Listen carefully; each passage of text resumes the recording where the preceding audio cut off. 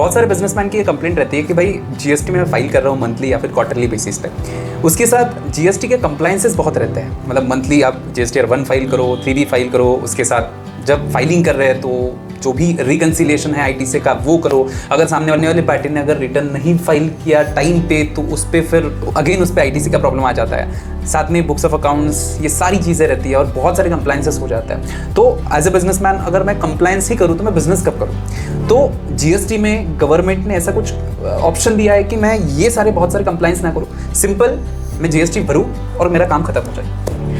ठीक है, जो भी डिफ़िकल्टी सर ने रेस की है वो काफ़ी ज़्यादा प्रैक्टिकल डिफ़िकल्टीज़ हम लोग बिजनेसमैन के पर्सपेक्ट से देखते हैं कि हम बिजनेस भी कर रहे हैं, हम लोग इतनी कंप्लायंस भी कर रहे हैं कि आईटीसी भी देखना है, हम लोगों का आउटवर्ड भी देखना है, ये रिटर्न फाइल करना है, वो रिटर्न फाइल करना है, ये एक काफ़ी ज़्यादा प्रोफेशनल फीस बर्डन भी हो जाता है क्योंकि इतना कंप्लायंस हो जाता है।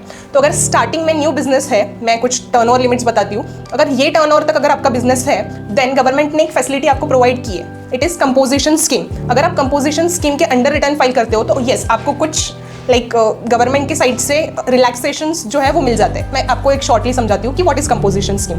कंपोजिशन स्कीम अगर आपका जो ईयरली टर्नओवर है वो in case of goods 1.5 CR है, कुछ स्पेशल कैटेगरी ऑफ स्टेट्स है जिसमें 75 लाख रिड्यूस की है वो टर्नओवर लिमिट, एंड सर्विसेज के केस में वो लिमिट है 50 लाख रुपीज़। तो अगर आपका टर्नओवर गुड्स के केस में 1.5 करोड़ एंड सर्विसेज के केस में 50 लाख रुपए अगर है देन ये स्कीम आप अवेल कर सकते हो। So what is composition scheme?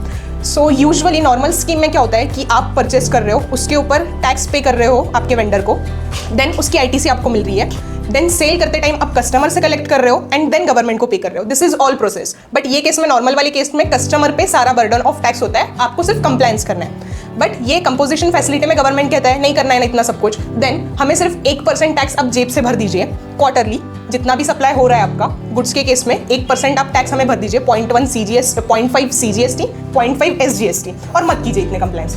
Quarterly हमें एक फॉर्म हम आपको अवेलेबल करा दे रहे हैं, ये फॉर्म के थ्रू आप जितना भी टर्नओवर आप अकर कर रहे हो उससे आप 0.5 इन CGST, 0.5 इन SGST भर दीजिए, एंड जो कंप्लायंस बाकी के होते हैं नॉर्मल रिटर्न में आपको कंप्लायंस करने की जरूरत ही नहीं है। CGS टोटल जीएसटी जो भी टर्नओवर होगा उसका 1% गुड्स के केस में।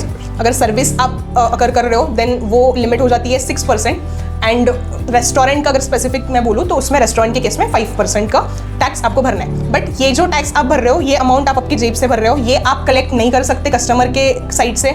अल्सो आप टैक्स इनवॉइस जो है वो इशू नहीं कर सकते कस्टमर को, क्योंकि टैक्स आ ही नहीं रहा है पिक्चर में। नॉर्मल टैक्स जो होता है वो 18% होता है। थर्डली, जो भी आईटीसी, इनकेस अगर आपको परचेस के टाइम अगर कुछ टैक्स भरना है तो उसके ऊपर की आईटीसी आप क्लेम नहीं कर सकते।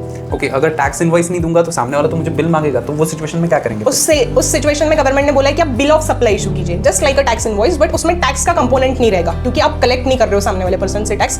सो कुछ एडवांटेजेस अगर मैं ये स्कीम के बताना चाहूँ तो ये है कि आपका कंप्लायंस काफी कम हो जाता है, कि आपको मंथली रिटर्न्स नहीं भरने, आपको रिकन्सिलिएशंस नहीं करना, आपको एक प्रॉपर ऐसा ट्रैक नहीं रखना आईटीसी और आउटवर्ड सप्लाई का, और 1% का अमाउंट आपको भरना है विच इज़ नॉमिनल। गवर्नमेंट कहती है कि this is the compliance amount जो आप इनकर करते हो ईयरली, वो आप हमको पे कर दीजिए।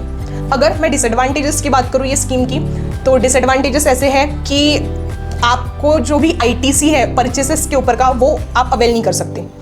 इन केस लाइक अगर आपका बिजनेस ऐसा है मैन्युफैक्चरिंग रिलेटेड है और आप कुछ बड़ी मशीनरीज परचेस कर रहे हो, तो वो केस में मैं कंपोजिशन स्कीम सजेस्ट नहीं करूंगी, क्योंकि मशीनरीज के ऊपर का एक अच्छा खासा अमाउंट ऑफ आईटीसी हमें बिजनेस में मिल जाता है, which we can use for, मतलब जो भी नॉर्मल गुड्स एंड सर्विसेज के टैक्स लायबिलिटी के लिए हम यूज कर सकते हैं। तो वो केस में नहीं करना चाहिए।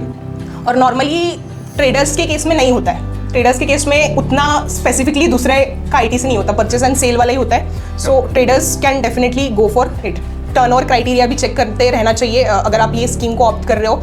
अगर सर्विस के केस में 50 लाख के ऊपर अगर आपका टर्नओवर क्रॉस हो जाता है किसी भी साल में, तो आपको नॉर्मल स्कीम में उसी साल से आ जाना है। Same in case of goods, अगर आपका टर्नओवर 1.5 करोड़ क्रॉस कर जाता है देन आपको नॉर्मल स्कीम में आना है। तो ये एक चीज़ आपको ध्यान में रखनी है। और बाकी एक ईयरली आपको रिटर्न डालना होता है एंड क्वार्टरली आपको एक फॉर्म के थ्रू पेमेंट करना होता है। ओके, मुझे एक क्वेश्चन है कि कंपोजिशन स्कीम अगर मैंने ले ली 1%, या अगर गुड्स के सिचुएशन में 1% जीएसटी भरना पड़ता है टर्नओवर का, सर्विसेज के सिचुएशन में 6%, तो ये जो स्कीम है अगर मैं महाराष्ट्र में हूँ तो महाराष्ट्र के अंदर अगर मैं बेचता हूँ, ठीक है, लेकिन महाराष्ट्र के अगर बाहर बेच रहा हूँ, सपोज मैं यूपी में बेच रहा हूँ, सपोज मैं गुजरात में माल बेच रहा हूँ या फिर सर्विस दे रहा हूँ, तो वो सिचुएशन में ये कंपोजिशन स्कीम ले सकता हूँ क्या? सो काफ़ी अच्छा क्वेश्चन उठाया आपने। ये कंपोजिशन स्कीम का बहुत बड़ा लिमिटेशन है कि आप इंटरस्टेट सप्लाई नहीं कर सकते। अगर आप कंपोजिशन स्कीम के इंटरस्टेट सप्लाई मतलब? इंटरस्टेट सप्लाई मतलब अगर आप महाराष्ट्र में हो तो आप महाराष्ट्र के बाहर, लाइक गुजरात में कर रहे हो या फिर कोई भी स्टेट में अगर कर रहे हो, दूसरे स्टेट में महाराष्ट्र को छोड़ के अगर आप दूसरे स्टेट को कोई सप्लाई कर रहे हो, तो ये कंपोजिशन स्कीम के अंडर अलाउड नहीं है।